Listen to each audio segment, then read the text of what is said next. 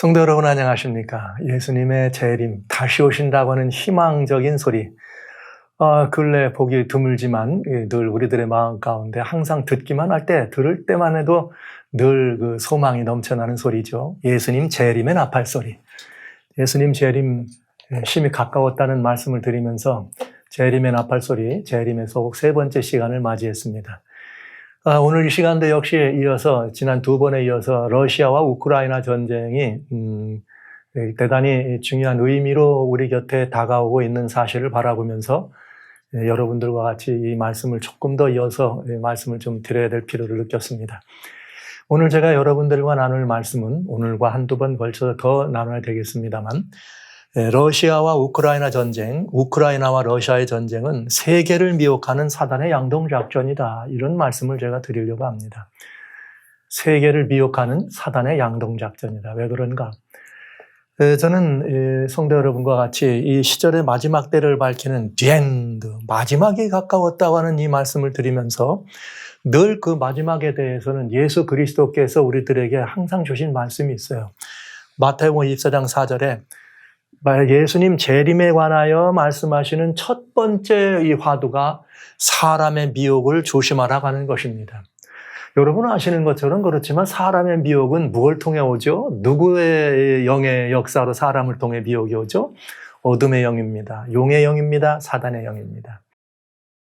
그런가 하면 또 우리 주님은 마태복음 24장에 44절로 45절에 뭐라고 말씀하셨는가 하면 그런 때 미혹을 받지 않도록 우리가 조심하는 것만 중요한 것이 아니라 무엇이 또 조심해야 되냐면 너희도 예비하고 있는데 생각지 않은 때에 인자가 오린다. 예수님이 생각지 않은 때 오신다는 거죠. 그래서 도적같이 오신다는 말씀을 하신 것이고요. 언제든지 예기치 않은 때 주님은 오실 수 있다는 것입니다. 그런데 예기치 않을 때 오시는 주님이 도적처럼 오시는 것이 문제가 아닙니다. 뭐가 문제인가? 충성되고 지혜 있는 종이 되어서 주인에게 그 집 사람들을 맡아 때를 따라 양식을 나눠줄 자가 누구냐? 이게 중요한 것이죠. 그러니까 예수님 오실 때가 가깝습니다. 가깝다는 것을 알려주는 것만 중요한 것이 아닙니다. 준비하자고만 하는 것이 중요한 것이 아닙니다. 오실 때는 그 오실 때에 맞는 하나님이 마련하신 양식이 있다는 거죠. 그래서 그 양식을 나눌 수 있어야 된다. 그러면 여러분 예수님이 오실 때 미혹을 조심하라. 그러면 이 미혹에 따른 정말 이 모든 미혹으로부터 조심하라고만 하는 것이 아니라 어떻게 미혹에서 자신을 지킬 수 있는지를 가르치고 나누는 것은 또 중요한 일입니다. 근데 여러분 아시는 것처럼 지난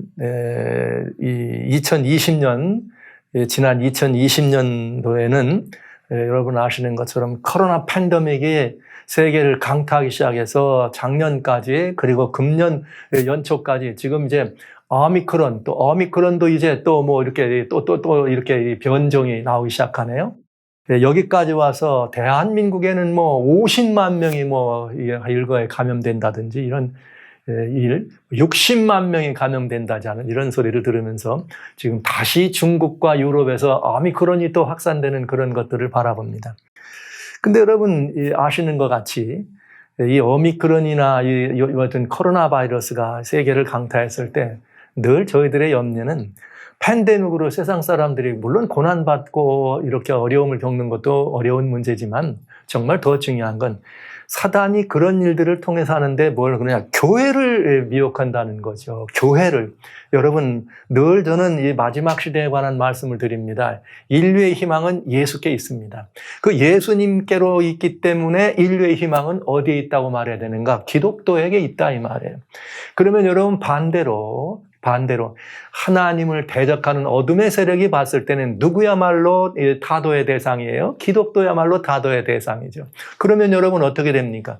기독교가 뭐 그냥 핍박하고 그냥 없애서 될 그럴 세계는 아니잖아요. 어떻게 하면 되겠어요? 기독교들, 즉 참된 하나님의 교회 백성들을 뭐 하는 거예요? 미혹하는 거예요. 무엇으로? 어둠의 영으로. 진리를 좇지 못하도록 미혹하는 것이죠. 그래서 마지막 시대의 교회에 대하여 디모데후서 사도 바울은 뭐라고 말했는가? 때가 이른다. 사람이 바른 교훈을 받지 아니하며 귀가 가려워서 자기의 사욕을 좇는 스승을 많이 두고 또 그 길을 진리에서 돌이켜 허탄한 이야기를 조추리라. 이게 중요한 거예요. 하나님을 모르는 사람들이 이렇게 따르는 것은 문제가 아닙니다. 그러나 하나님의 교회에서 이런 일이 벌어지는 것은 대단히 중요한 문제가 되는 거죠. 저는 이 대재앙의 이 서막이나 아니면 그 이전에 이 정말 이 어둠에 다가오고 있는 이런 현실들을 여러분에게 말씀드리면서 누차 미혹되지면서는 안 된다. 누가 미혹인가? 교회가 미혹되는 것이 문제다. 그러면서 코로나 팬데믹이 유행했을 때에 이 코로나가 세상을 강타한 것이 아니라 하나님의 교회를 강타했다. 왜요? 코로나가 나오니까 잠시 뒤에 뭐가 나왔어요? 예배를 드릴 거냐, 드리지 말 거냐. 정부에서 드리지 말라고 했는데 그래도 드릴 거냐, 드리지 말자. 이런 얘기로 처음에 교회가 나눠지더니 나중에는 백신이 나오니까 백신을 맞을 거냐 말 거냐. 그러면서 또 백신이 짐승의 표라고 하는 이야기를 해가지고 그게 또 교회 안에 우세한 이야기가 돼가지고 백신 맞은 사람과 안 맞은 사람과의 거리가 멀어지고 맞은 사람들을 더 많으면 안 맞은 사람들을 이렇게 정죄하고 또 안 맞은 사람들은 맞은 사람들을 뒤에서 믿음이 없느니 저 짐승의 표 받았느니 큰일 났느니 정죄하고 이런 일이 있었잖아요. 이 교회를 미혹하는 사단의 공략에 누가 넘어간 거예요? 교인이 넘어간 거예요. 백신이라고 하는 것이 짐승의 표와는 하등 상관이 없는 거라 그래 말씀을 드렸어도 여전히 교회 안에서는 그 백신 문제 때문에 그냥 그것이 우세한 세력이 돼가지고 한동안 교회를 또 어렵게 하지 않았어요? 그러나 지금 이제 뭐 코로나 문제가 이제 이렇게 슬슬 넘어가면서 그저 다 이젠 뭐 이렇게 좀 뭔가 이렇게 뭐 걸려도 크리 하지 안 하니까 그런 얘기가 점점 사라지기 시작해. 그런 일로 서로 강숙이 되고 다퉜던 사람들이 또 어떤 낯으로 서로를 화목하게 될는지 참 걱정이 되고 궁금합니다. 그런데 이번에 우크라이나와 러시아 사태를 보면서 또 역시 제가 첫 시간에 잠깐 언급을 했었습니다만 러시아와 우크라이나 사태를 보면서 이 전쟁을 바라보는 사람들의 시각에 관한 이야기를 잠깐 드렸습니다만 이것이 또 교회 안에 또 여러 다양한 미혹의 요소로 움직이고 있는 걸 지금 또 보는 것이죠. 성경은 이렇게 말했어요. 디모데전서 6장 3절 5절에 이렇게 돼 있어요.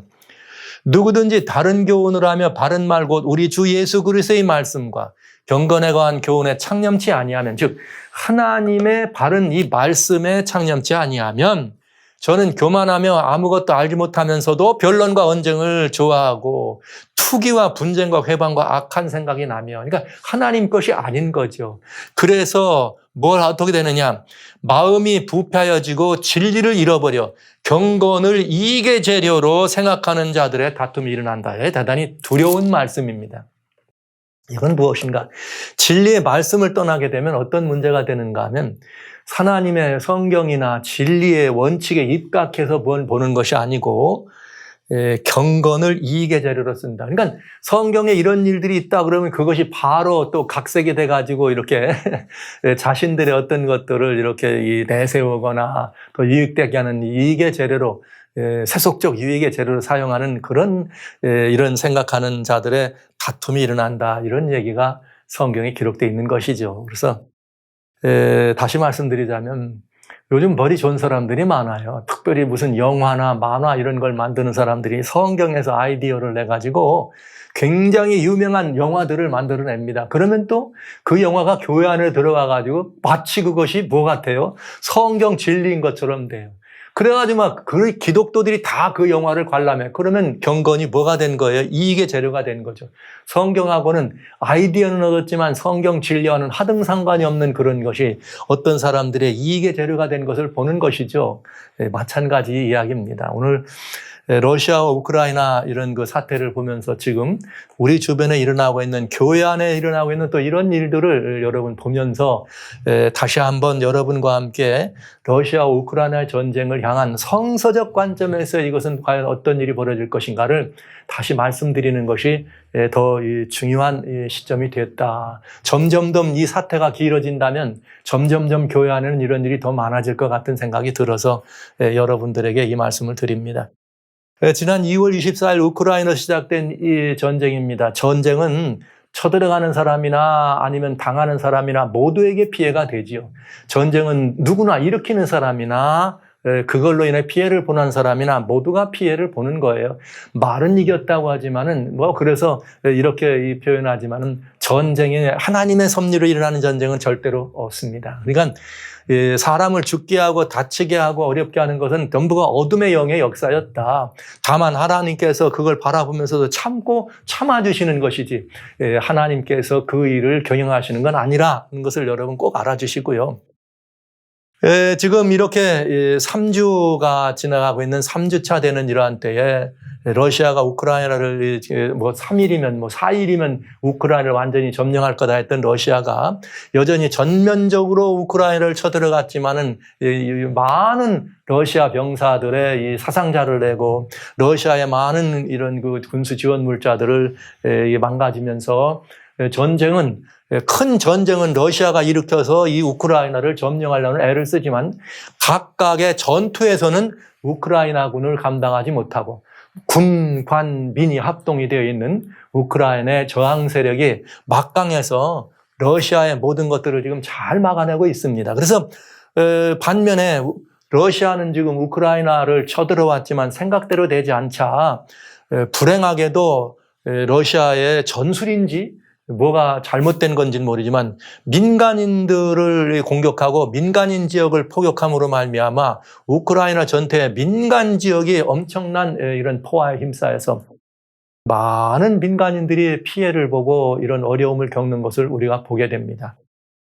그러나 저희는 이런 모습을 볼 수 있죠. 우크라이나에 있는 그리스도인들은 이런 전쟁, 그 포화가 빗발치고 포성의 소리가 들리는 그 가운데서도 하나님을 찬양하고 하나님께 이 위기에서 그 구원을 구하는 그런 그 야외에서 말이죠. 공공연하게 사람들 앞에서 이렇게 하나님의 도움을 구하는 그리스도인들이 있다는 사실을 우리는 또 간과할 수가 없는 것이죠.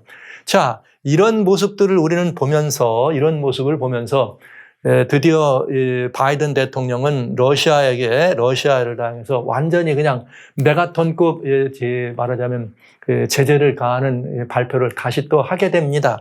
약 2억의 이런 모든 것을 지원한다고 이미 얘기했던 바이든 미국 대통령이 러시아로부터 기름과 가스를 수입하는 이게 마지막 다른 경제 제재를 했지만은 중앙은행을 제재하고 스위프트에서 러시아를 제외시켰지만 기름과 가스, 오일과 가스는 제재하지 않았습니다. 또 안 한다 그랬었습니다. 그러나 드디어 이런 다양한 많은 민간인들이 이렇게 죽어나가는 걸 바라보면서 미국의 바이든 대통령이 드디어 러시아의 이런 그 오일과 가스에도 이런 제재를 하면서 유럽과 미국이 러시아에게 정말 강력한 제재를 시작하게 된 것이죠. 이 제재가 발표되면서 갑자기 이 제재, 바이든 대통령의 러시아를 향한 이런 그 기름과 이런 것들의 제재가 이야기를 하면서 무슨 이야기를 했는가. 이런 일을 하면은 기름값이 올라갑니다. 기름값이 올라가다 보면은 우리들은 또 이런 일들을 위해서 함께 고통을 분담해야 될 일이 있습니다. 그래서 기름값이 아예 올라갈 거라는 것을 전제하고 이게 고난받는 사람들 도와주는데 우리가 나눠야 할 몫입니다. 이렇게 얘기하면서 러시아를 이렇게 제재에 미국이 이렇게 앞장서는 것을 보게 됩니다. 그러면서 또 바이든 대통령이 3월 9일 날 뭘 했는가 하면 디지털 달러라 그래가지고 미국 중앙은행을 중심으로 한 그런 이런 지폐 이런 게 아니라 디지털 달러화. 그래서 음성적인 상거래나 이런 재화의 거래를 없애고 모두가 다 완전히 이렇게 투명하게 돼야 될 수밖에 없는 그런 일들을 위해서 디지털 달러를 연구하고 그렇게 가도록 가닥을 잡는 대통령 법령에 사인을 하면서 지금 또 여기 전 세계의 화폐, 경제, 여러 금융시장이 또 요동치는 것을 보게 됩니다. 러시아와 우크라이나의 전쟁이 이렇게 진행되는 과정에서 미국은 미국 나름대로 무언가 진행하고 있어요. 굉장히 이상하지 않습니까?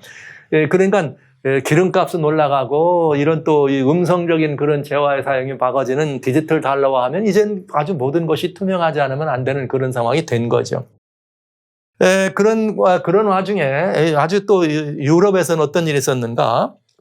유럽의 EU의 회원 국가죠. 유럽 EU의 폴란드나 슬로바니아나 체코슬로바키아에 있는 대통령들이나 수상들이 전쟁 중에 있는 이렇게 우크라이나의 젤렌스키 대통령을 방문합니다. 방문하면서 자유와 민주주의를 지키는 일에 절대 당신이 말이야 외롭지 않다. 우크라이나가 혼자가 아니다. 젤렌스키 대통령 당신 혼자 아닙니다. 우리가 끝까지 함께합니다. 우리가 함께한다는 말은 유럽이 함께한다는 말입니다. 자, 미국이 앞장서서 러시아에 강력한 제재를 했습니다. 미국 국민이 우크라이나를 돕기 위해서 불편함이나 이런 기름값이 올라가는 이런 어려움을 감당하고서라도 우크라이나를 지원하겠다는 그런 이야기가 있는가 하면 반면에 유럽에서는 EU에서는 대통령들이 직접 전쟁 진행 중인 당사국의 대통령을 직접 찾아가서 만나서 혼자 아닙니다. 우리가 온 것은 당신이 유럽이 함께한다는 증거입니다. 이런 얘기를 하면서 함께 시간을 그 전쟁 속에 있는 대통령과 함께 이런 시간을 갖습니다. 굉장히 이상한 일이죠. 굉장히 이상한 일입니다. 그러면서 바이든 대통령이 이번에 우크라이나를 지원하면서 왜 그런가? 우리는 3차 세계대전을 어떻게 하는 거예요? 3차 세계대전을 막아야 된다. 러시아가 지금 진행하는 이런 일들은 3차 대전으로 가기 위해서 정말 목마른 사람들의 모습과 같은 그런 아주 위험한 테러다. 그러면서 3차 세계대전으로 가는 길을 막기 위해서 미국이 우크라이나를 지원할 수밖에 없습니다. 이렇게 얘기하면서 러시아의 푸틴 대통령을 뭐라 그랬는가? 전쟁 범죄자다. 워 크리미널. 전쟁 범죄자로 이렇게 공식적으로 처음으로 공식적인 자리에서 푸틴을 전쟁 범죄자로 인정을 합니다. 이런 상황까지 오면서 러시아와 미국, 러시아와 유럽은 완전히 각을 세우고 특별히 미국은 러시아에 대해서 아주 엄청난 이런 그 각을 세우면서 그 일을 하게 되죠. 자, 이렇게 해서 러시아의 푸틴을 미국의 바이든이 전쟁 범죄자라 공식적인 이런 칭호를 하게 됐고요. 젤렌스키 또 대통령은 미국의 의회에서 이렇게 연설을 미국 의회 양하 합동 이런 모인 그 자리에서 영상을 통해 연설도 하는 일이 벌어지는데 기자들이 질문하죠. 이렇게 바이든 대통령이 세계 3차 대전에 이걸 막기 위해서 우크라이나를 지원한다 이런 말을 했을 때 이 젤렌스키 대통령께 당신은 이 말을 어떻게 생각하느냐 얘기했더니 젤렌스키는 그랬습니다. 아마 지금 우리는 3차 세계대전이 아마 어쩌면 시작된 거일지도 모른다. 굉장히 젤렌스키 대통령은 우크라이나가 무너지면 다음은 유럽이다. 그러면서 유럽 파리의 에펠탑이 이렇게 공격받는 그런 모습들을 영상으로 보여주면서 우크라이나를 도와줘라. 우크라이나를 돕지 않으면은 결국은 이게 세계 3차 대전으로 번진다고 하는 이야기를 한 것이죠. 그러니까 지금 세계는 정치권에서 이게 세계 3차 세계 대전이라고 하는 말과 가까운 그런 일들을 얘기하게 된 것입니다. 그래서 이런 3차 대전이 시작됐는지도 모른다라고 하는 이런 발표를 하면서 지난 수요일에 이 젤렌스키 대통령은 미국의 상하 합동 의원들이 모인 거기에 영상으로 연설을 하면서 우크라이나를 지원해달라고 얘기를 합니다. 그래서 젤렌스키가 이 합동 여기서 우크라이나 지원이 끝나자마자 바이든 대통령은 지금까지 우크라이나에게 약 2억 불을 지원했는데 8억 불을 더해서 10억 불, 이제는 8억 불을 더 이렇게 우크라이나를 지원하는데 보내주겠다. 그래서 토탈 10억이 그야말로 1조의 돈이 넘는 재정 지원을 다양한 군수물자를 더하면서 재정 지원을 한다는 발표를 하게 되죠. 이게 현재 우크라이나와 러시아의 전쟁 사이에 일어나고 있는 일입니다. 그리고 러시아는 마지막 자신들의 어떤 일들을 지금 많은 피해를 보는 이 상황에서 재정적으로 경제적으로 고립됐습니다. 러시아 내부의 상황이 많이 안 좋아졌습니다. 경제적으로 이제 3월과 4월에 러시아가 무슨 디폴트 상황이 가느니 이 모라토리움이 가느니 엄청난 이런 그 상황이 도달하면서 중국에게 공식적으로 이렇게 중국에게 도와를 달라는 요청을 하게 되죠. 그래서 러시아가 중국으로부터 이 군대의 어떤 자원이든 재정이든 군비든 이런 그 지원을 요청하는 일이 이제 이렇게 있게 되고요. 그 다음에 이미 지난 2월 4일에 베이징 올림픽이 시작할 때 러시아의 푸틴과 중국의 시진핑 대통령은 상호 간에 뭘 말했느냐?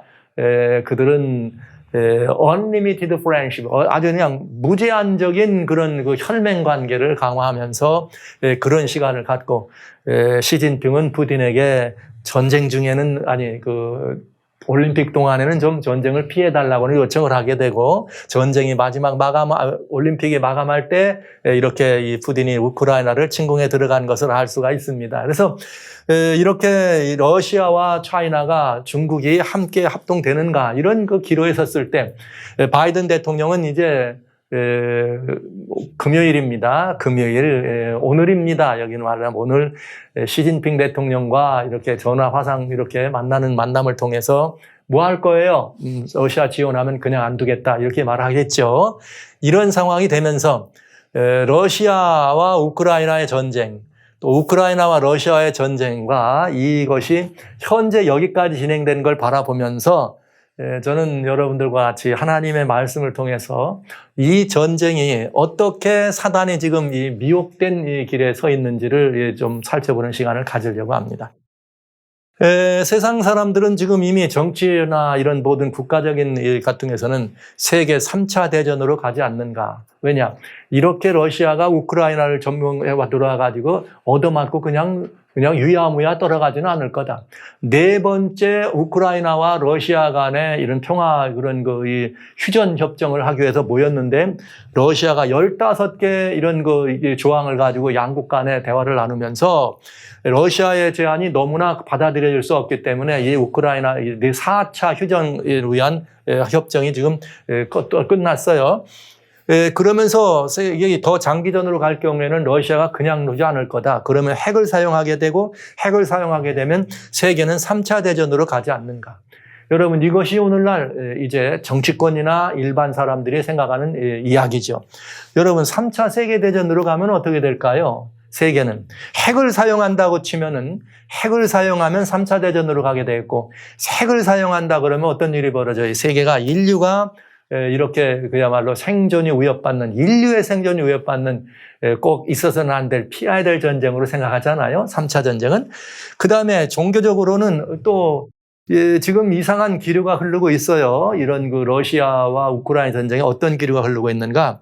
일부 기독교 단체에서는 우크라이나가 아닌 러시아와 푸틴을 지지하고 푸틴을 이렇게 은연중에 지지하는 그런 종교적인 이런 운동이 있습니다. 그러다 보면 여러분이 소유하는 아마겟돈이라고 하는 거는 성경이 말하고 있는 굉장히 마지막 인류 역사를 최후를 장식하는 마지막 전쟁이라 생각하는데 그 아마겟돈이 정말 다가오는 거 아닌가? 그건 뭐 종교적 패권 싸움이라고 얘기할 수 있어요. 영적 패권 싸움.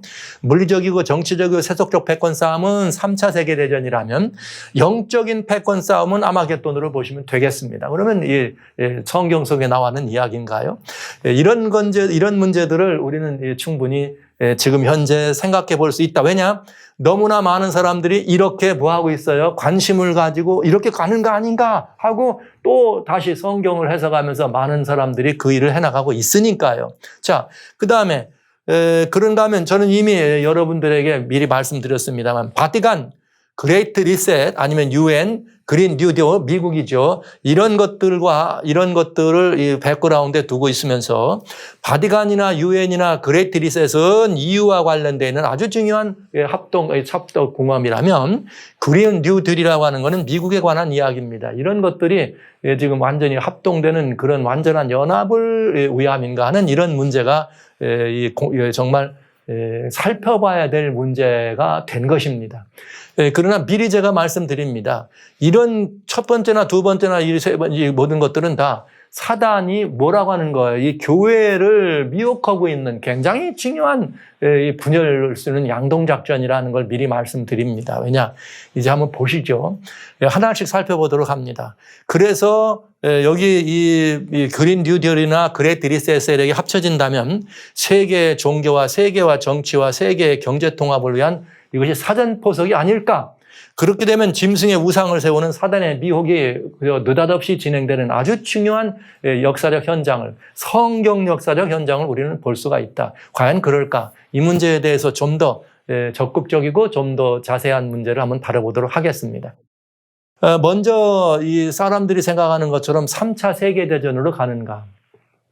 3차 세계대전을 사람들이 어려워하고 두려워하고 피하기를 원하는 것은 현대 인류는, 우리 인류가 스스로 비추어가고 있는 이 소위 말하는 원자폭탄, 수소폭탄이죠.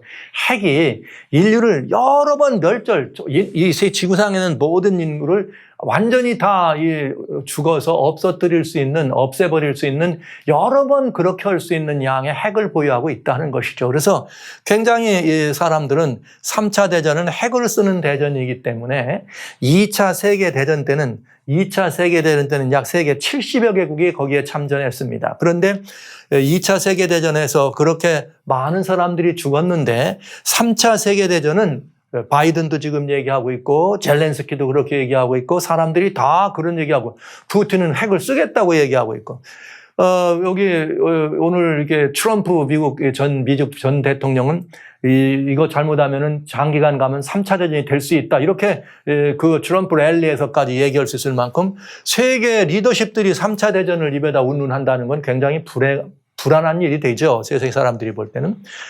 그래서 세계 대전으로 가면 역사는 어떻게 된다는 거예요? 끝장난다. 여러분. 그럼 과연 그런 일이 있을 수 있나요? 성경은 3차 세계대전이 만약에 그런 전쟁이라면 그건 어떤 의미를 가져야 되는 전쟁일까? 성경은 이렇게 돼 있습니다.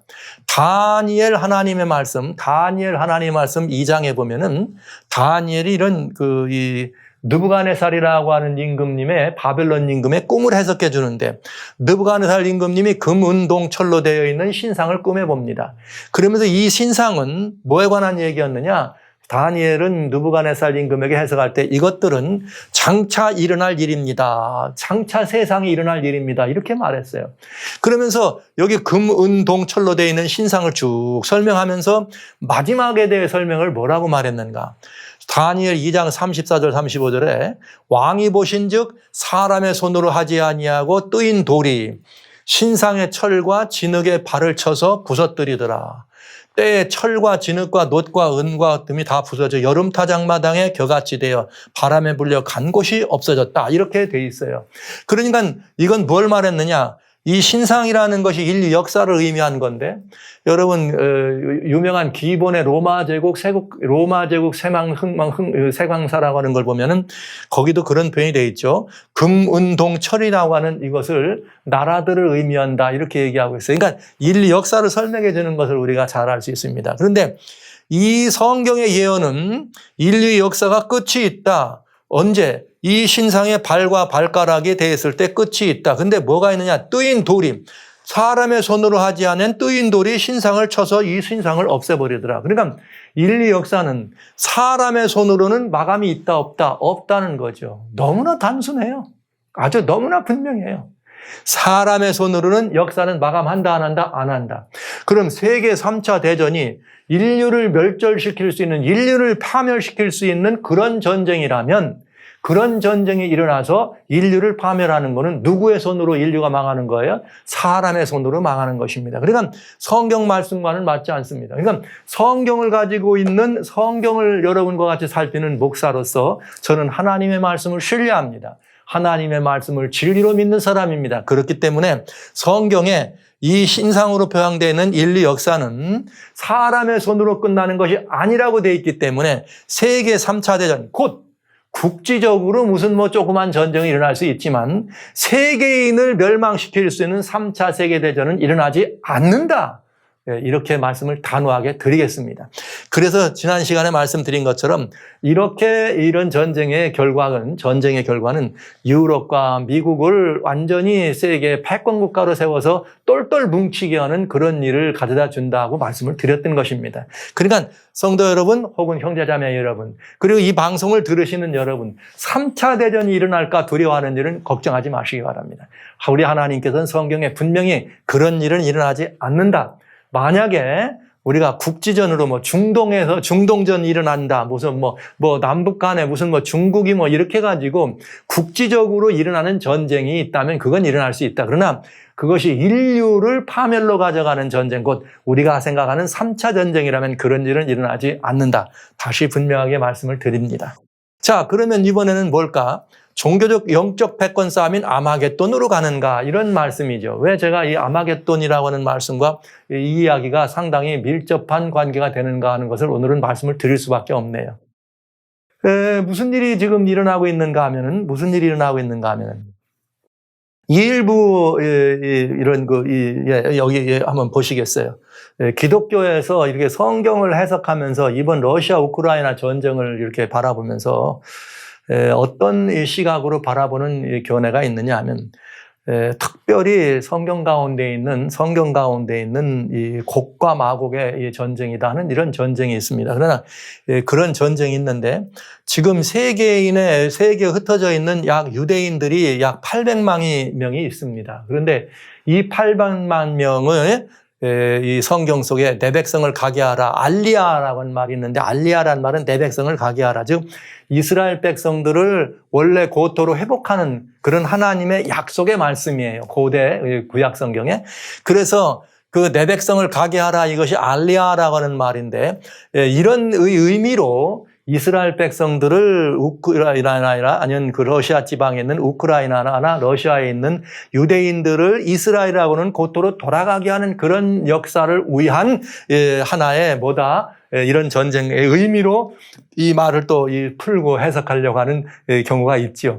물론 이 말씀을 하시는 분들은 이 전쟁이 이것 때문에 일어났다고 말하는 것은 아닙니다. 그러나 이 알리아를 얘기하는 사람들은 그런 말을 하지 않지만, 이 말을 들은 다른 사람들은 오라, 맞아, 유대인들 이렇게 회복하는 전쟁이래, 이렇게 소문이 나니까 교회 안에 문제가 되고 있더라, 이 말이죠.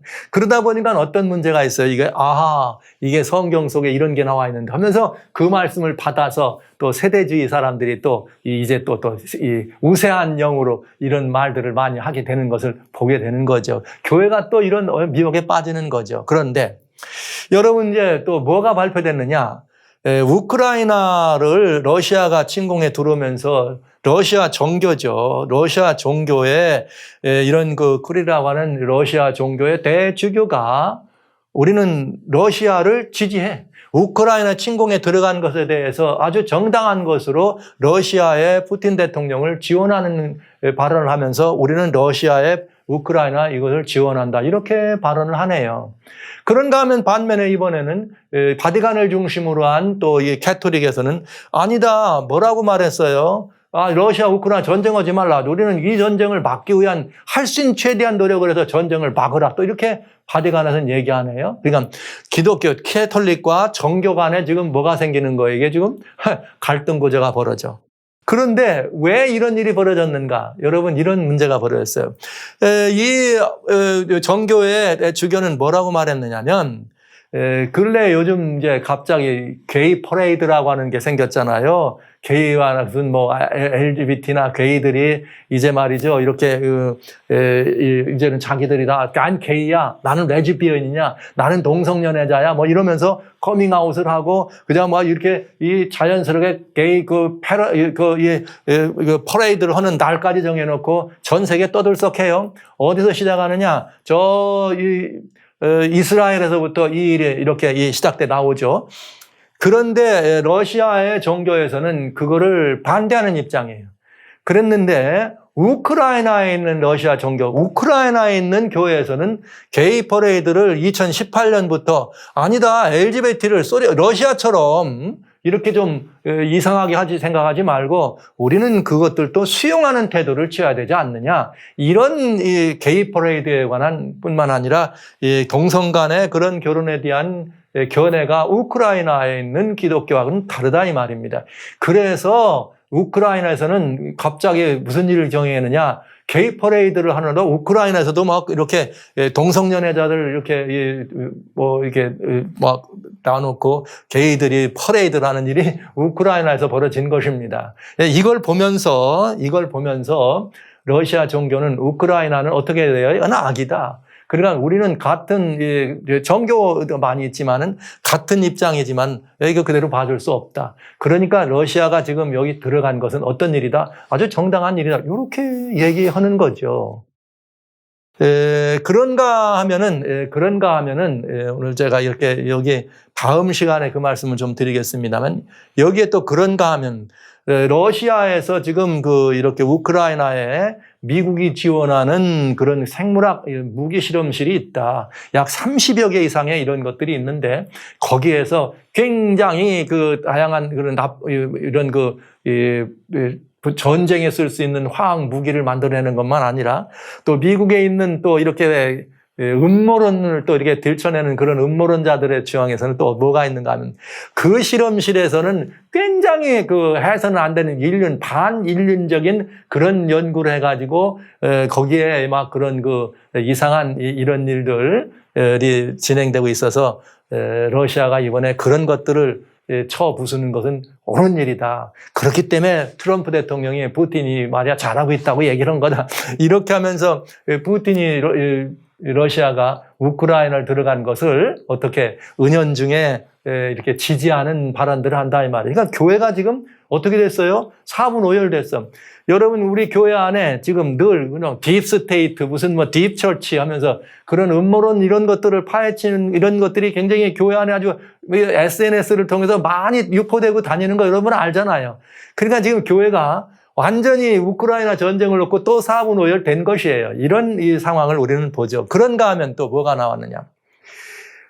이것이 아마겟돈에 관련되어 있는 곡과 마곡의 전쟁이 시작된 거와 맞다. 이제 시작되고 있다. 이렇게 얘기하면서 소위 이제 세대주의 성경 해석.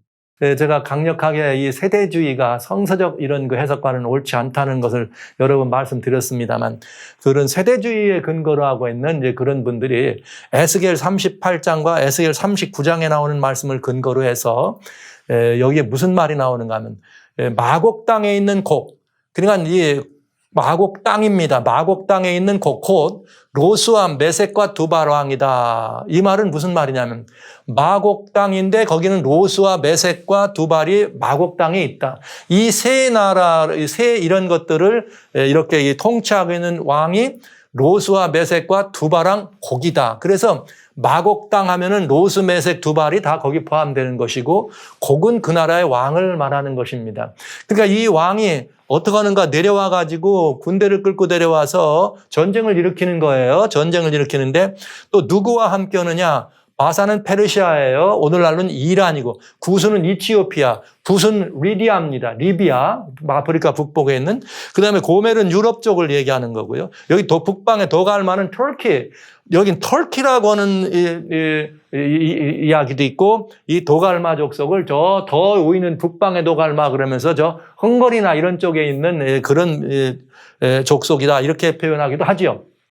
여하튼 이런 나라들을 현재 여기에 이렇게 놓고 이스라엘의 회복을 위해서 이 나라들이 어떻게 되느냐?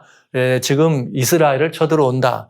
여기 두발은 조지아, 오늘날 말은 조지아 나라의 거기 수도가 옛 이름이 두발 같은 거기서 파생된 거라고 얘기하죠.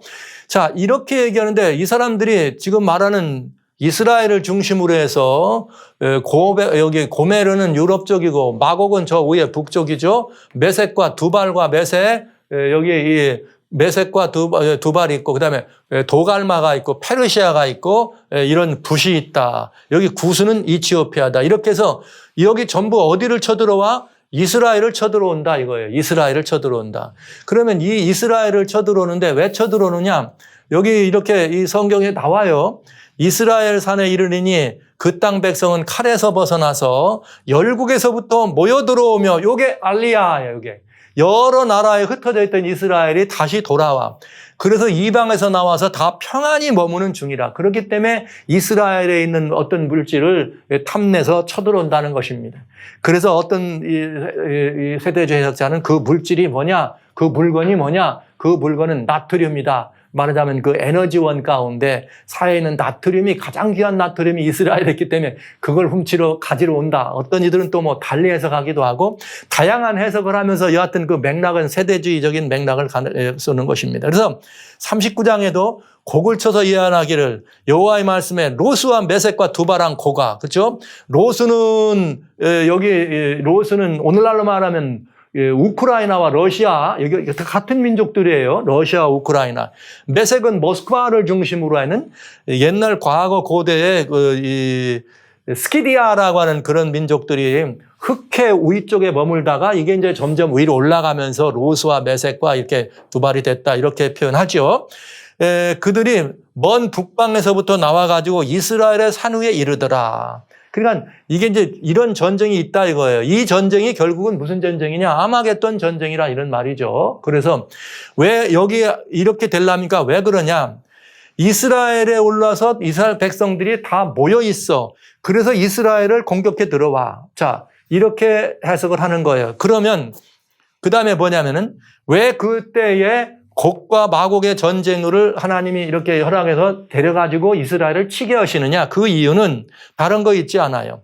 그 이유는 하나님께서 그날에 곡이 이스라엘 땅을 치러 오면 내 노가 내 얼굴에 나타나서 투기와 맹렬한 노로 말할 거니와 그날에 큰 지진이 나서 이스라엘 땅이 일어나가지고 내가 여러 나라의 눈에 내 존대함과 내 거룩함을 나타내어 나를 알게 하리니 그들이 나를 여호와인 줄 알리라. 그러니까 많은 이방 민족이 하나님인 줄 알고 하나님을 높이게 하기 위해서 어떻다는 거예요? 곡과 마곡의 전쟁을 일으키고 그들이 이스라엘을 쳐들어오게 한다는 것입니다. 이렇게 되면 여기에 이제 좀 많이 생각해 볼 게 많이 있죠. 꼭 지금 여기에 나와 있는 이 곡과 마곡 전쟁을 오늘날 현대 지명에 있는 그런 현대적인 이야기로 하고 현대 이스라엘을 설명한다면 지금 여기 러시아나 여기만 있는 게 아니고 지금 미국도 있고 엄청나게 많은 이런 전 세계적인 이런 존재들이 있는데 여기 유독히 이스라엘. 그래서 이제 여기서 고무자각을 마련하기 위해서 미국은 이스라엘을 지원하는 편으로, EU는 이스라엘을 지원하는 편으로 이렇게 해서 합동된 세력과 북방에서 내려오는 러시아 이렇게 중국과 합동된 이렇게 성경을 해석합니다. 세대주의 해석이 되겠습니다. 자, 그러면 이제 여러분께 간단하게 뭐 옳다 그러다 제가 말씀 안 드리고요. 이런 이 세대주의가 어떤 이 모순적인 일이 있는가 하는 걸 말씀을 드릴게요. 자, 이스라엘 사람들이 회복이 돼서 즉 고토로 이스라엘 사람들이 들어오려면 어떤 일이 벌어지느냐? 세대주의 해석으로 말하자면 예수님 오시기 전에 7년 대환난이 있다. 그 7년 환난 가운데 이스라엘의 회복이 일어나. 네, 7년 환난 중에 전 3년 반, 후 3년 반이 있는데 전 3년 반 동안에 뭐가 일어나? 거짓 평화가 일어나면서 이스라엘이 회복된다 이 말이에요. 그 다음에 7년 그렇게 되려면은 7년 환난 중에 일이 그렇게 되려면 환난이 시작되기 전에 뭐가 일어나는 거예요? 세대주의 해석으로 말하면 비밀 휴거가 일어나야 돼. 그러니까 지금 러시아와 이렇게 우크라이나가 이렇게 해서 러시아가 우크라이나를 점령해 들어오고 그다음에 거기 그 곡과 마곡이 다 힘을 합쳐서 마땅히 터키하고 시리아 민족을 다 휩싸여가지고 이스라엘을 쳐들어온다. 이렇게 되면 이건 이스라엘이 뭘 겪는 거예요? 환난을 겪게 되는 건데 그렇게 환난이 겪는데 그 환난이 되려면 7년 대환난 동안에 겪는 거라고 이미 세대주의는 그렇게 해석하고 있다 이 말이에요. 그렇다면 지금 그 7년 대환난이 있기 전에 뭐가 일어나야 됩니다. 또 세대주의 해석대로 말하면 비밀 휴거가 있어야 된다. 그러니까 휴거가 지금 뭐 바로 진행돼야 되는 얼마나 지금 급해요. 이것이 휴거가 된다면은 지금 세대주의 방법으로 해석하면 이게 굉장히 지금 중요한 문제가 되죠. 자, 러우 전쟁이 곡과 마곡의 전쟁이 되려면 휴거가 일어났어야 된다 이 말이에요. 휴거가. 근데 이게 아직 안 일어났잖아요. 그러니까 이 전쟁이 곡과 마곡의 전쟁까지는 아니다. 그러나 지금 은연중에 그렇게 보려고 하는 시각이 있는 거죠. 왜?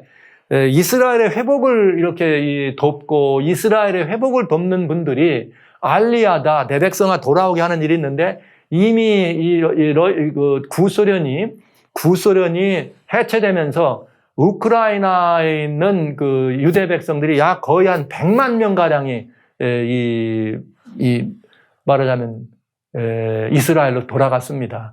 그러니까 이스라엘에 지금 현재 있는 이스라엘 사람들의 거의 한 7분의 1가량이 고대 우크라이나에 있던 사람들이에요.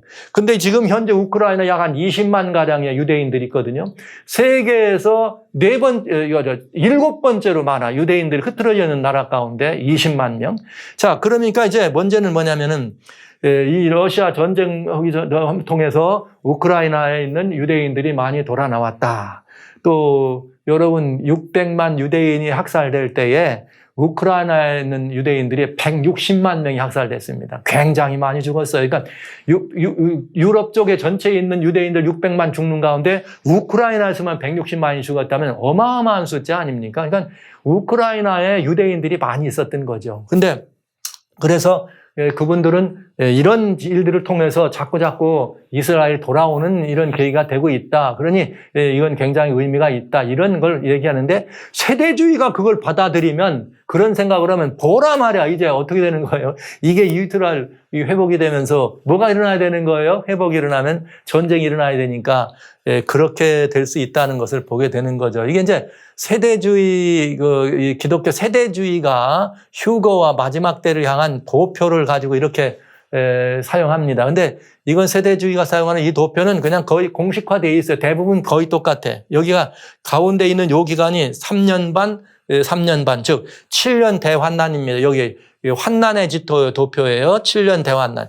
7년 대환난이 있기 전에 뭐가 일어나요? 성도들의 휴거가 일어납니다. 그런데 성도들이 휴거 일어날 때 뭐가 탄생하느냐? 적그리스도가 탄생합니다. 여기 적그리스도가 탄생하려면 뭐가 일어나야 되느냐? 이스라엘의 제3성전이 성립되게 된다고요. 그런 거기에 적그리스도가 들어오게 되고 제3성전 그리고 유대인들이 어떡합니까? 요 전기 3년 반 동안에 제3성전이 완성되면서 적그리스도의 통치가 시작되겠죠. 이때에 유대인들이 어떻게 거짓 평화기가 오기 때문에 유대인들이 돌아오는 거죠.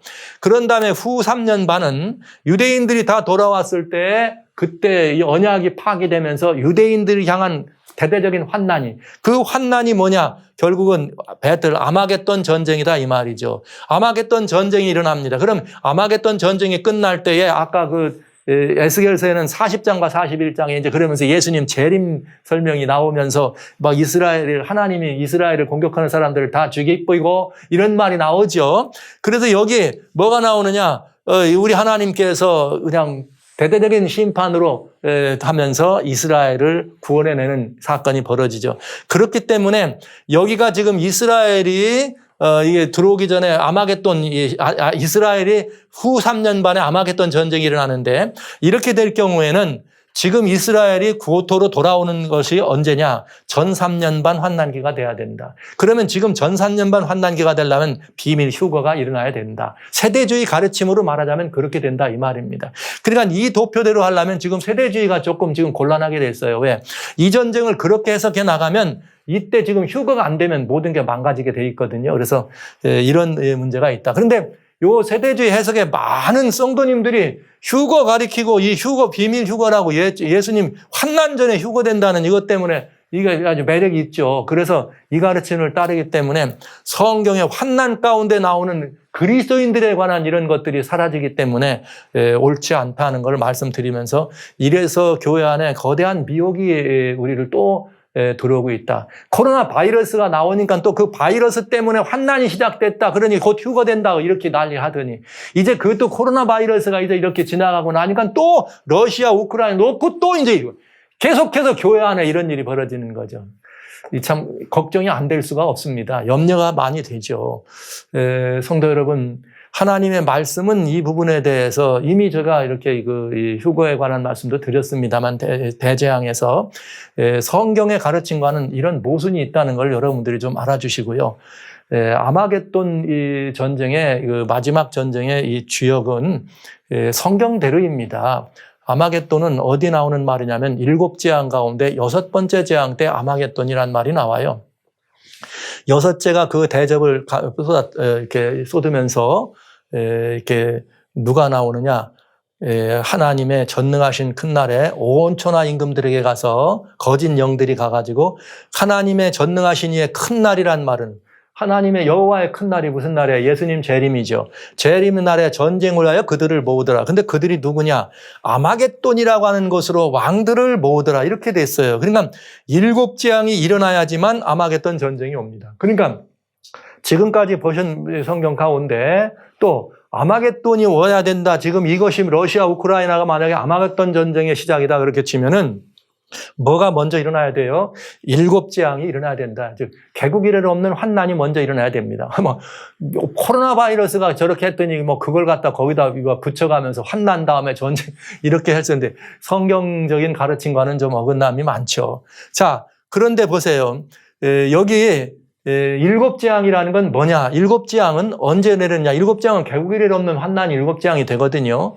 요한계시록 16장 1절로 2절에 보면은 하나님의 진노 7 대접을 땅에 쏟으라. 그런데 이 진노의 대접은 누구한테 내리느냐?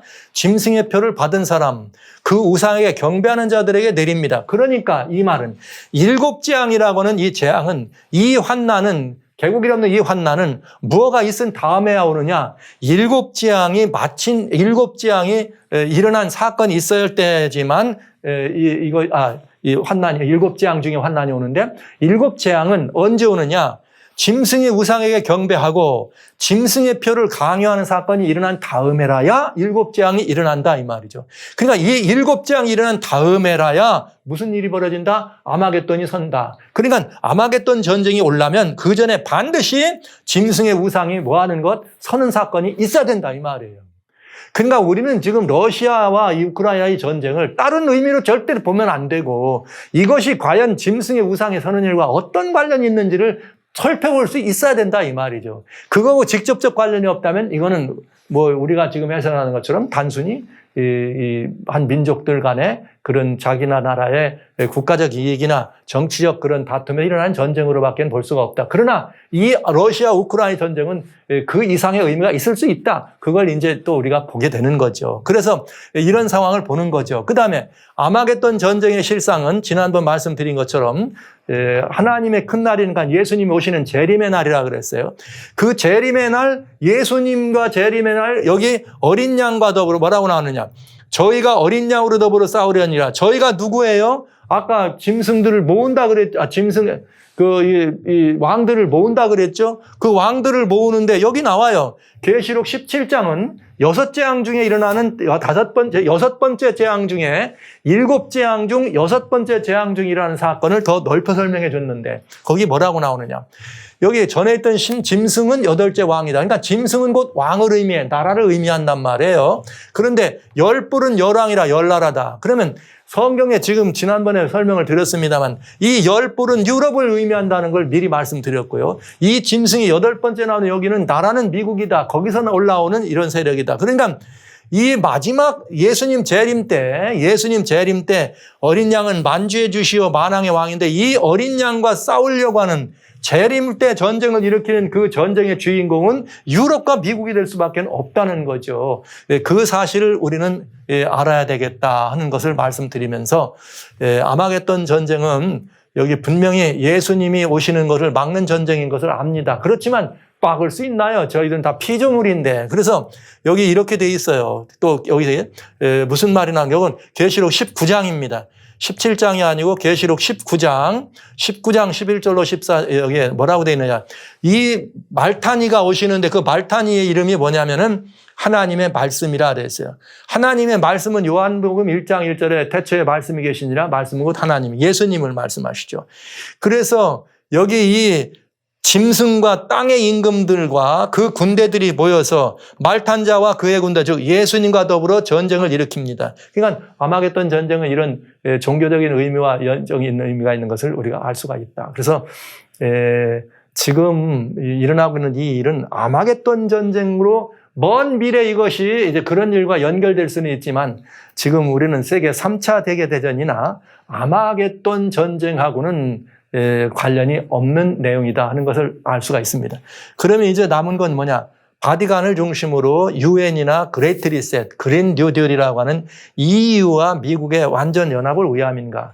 이것은 그럼 성경과 어떤 관련이 있는가? 이제 이걸 보면은 아주 교회 안에 우세한 이런 모습들이 있는 것을 우리가 보게 되네요. 그래서 저희는 그 문제를 살피려면 이 어젠다 21이라고 하는 1992년도에 브라질 리우에서 있었던 어젠다 21부터 시작해서 70차 유엔 총회부터 2030 어젠다부터 라우다도시라고 하는 교황의 그 바티칸의 가르침으로부터 미국의 그린 뉴딜까지, 그리고 2020년부터 선포되어 있던 월드 포럼에서 나와 있는 다보스 포럼에 나오는 이 그레이트 리셋이라고 하는 이 이야기가 이번 이 전쟁과는 어떤 관계가 있을까? 그레이트 리셋 세력과 이 세력은 과연 어떤 이 상관관계가 있는가? 이것을 살펴보는 것은 다른 의미보다 훨씬 더 중요한 성경적 의미를 볼 수 있는 매우 중요한 기회가 되겠습니다. 이 시간에는 여기까지만 보도록 합니다. 지금 현재 우크라이나와 러시아 간의 전쟁이 여기까지 진행돼 있어서 지금 현재 상황으로는 두 경우죠. 말은 아무리 해도 러시아가 곧 이게 들어가고 장기전이 될 거다. 또 한쪽에서는 우크라이나의 저항이 너무 거세고 전쟁을 너무 잘해가지고 러시아가 여기서 그냥 퇴각할 수밖에 없다. 그러면 이제 푸틴이 위험해질 거다. 물론 지금 지난 시간에 제가 말씀드렸습니다만 푸틴은 끝났다. 저는 이 성경대로 말씀드렸는데 그런 얘기가 많이 지금 오가는 것도 여러분 보고 계십니다. 그러나 지금 저희가 이런 사실들을 바라보면서 인류의 마지막 이런 그 시절의 모습을 보는 우리들이 이것이 어떻게 그 마지막과 관련되어 있는가를 살필 때 성경이 말하고 있는 이 가르침 속에서 우리는 정확하게 어둠의 역사가 어떻게 진행되고 있는지, 저는 이 싸움이 사단이 이 교회를 미혹해가지고 교회를 분열시키고 교회를 분열시켜가지고 이 어둠의 참된 전술과 전략을 보지 못하도록 하는 양동작전이다. 이렇게 여러분에게 말씀을 드리고 있는 거죠. 왜 사단이 양동작전인가? 전부 지금 보셨듯이 이건 3차 대전이다, 아마겟돈 이렇게 해놓고 나면 사람들의 관심이 거기를 쏠려요. 그리고 사단은 진작 뭘 하고 있는가? 짐승과 그 우상의 표를 만들거나 세우는 일을 진행한다면 우리는 거기에 또 한 번 사단에게 속고 만다는 것이죠. 그래서 저는 그러한 위험성이 있는 것을 여러분들에게 말씀드리는데 그 사실에 대해서는 이 시간에 이어서 여러분과 이 다음 시간에 말씀드려보기로 하겠습니다. 오늘은 여기까지입니다. 주님의 말씀이 여러분 우리들에게 제시하는 그 말씀에 우리가 깊이 인쳐져서 정말 좌로나 우로나 치우치지 마시고요. 하나님의 말씀에 우리의 시선을 고정시킬 때 말씀이 우리를 이끌어 가실 것이고 말씀에 우리의 시선을 고정시킬 때 말씀이 우리를 승리하게 할 것입니다. 그래서 때가 임박하다는 것을 아는 것도 중요하지만 주님이 오시기 직전에 성경 말씀대로 미혹이 있다. 미혹의 영이 우세할 거라 이 말이에요. 그렇다면 우리는 그 미혹에서 성도들을 지키고 이 만민을 미혹에서부터 돌이키고 지켜야 될 하나님의 말씀을 어떻게 해야 됩니까? 펼쳐야 된다는 거죠. 그래서 이 말씀을 이렇게 드리기가 굉장히 쉬운 일이 아니네요. 왜냐하면 워낙 SNS나 이런 데를 통해서 많은 미혹의 영이 우세하기 때문에 우리는 판단하고 분별하지 않고 거기에 그냥 빠져버려요. 그래서 그냥 빠져버려. 누가 말하느냐를 생각하고 어느 교회에서 말하느냐를 따져보고 어느 이름 있는 사람이 말하면 그게 다 옳다. 여러분 이 세상에 우리는 바라볼 것은 오직 하나님의 말씀. 누구냐가 아닙니다. 어느 교회냐가 아닙니다. 어느 나라냐가 아닙니다. 하나님의 말씀이 뭐라고 되어 있느냐가 중요합니다. 오직 성경 말씀만이 우리의 모든 이 길의 빛이요 등이란 사실을 여러분들 앞에 다시 한번 상기해 드리면서 다시 한번 사단이 진행하고 있는 어둠의 양동작전에 미혹되지 마시고 곧 당부합니다. 미혹되지 마시기 바랍니다. 성도들이 교회 안에서 가지고 있는 생각과 이것이 다퉈서 아까 말한 것처럼 이렇게 하나님의 진리의 말씀을 쫓아하냐면 서로 다툼되잖아요. 교회가 분열되는 거예요. 누가 좋아하는 거예요? 사단이 좋아하는 거예요. 지난번 코로나 때 제가 분명히 여러 번 말씀드렸습니다. 이 교회가 지금 이렇게 분열된 거 사단이 좋아한다고, 사단의 세력에 넘어갔다고. 이번에 또 그거 끝나니까 러시아, 우크라이나 전쟁 때문에 또 교회가 분열돼가지고 이렇다 저렇다. 지금 이렇게 되면은 우리 하나님의 백성들이 정말 지금 갈 길을 잃고 혼돈 가운데 빠지게 된다는 생각하면서 다시 한번 진리의 말씀을 성경으로 돌아오시고요. 이 문제에 대해서 여러분들에게 아주 자세하게 이어서 말씀드려 보도록 그렇게 하겠습니다.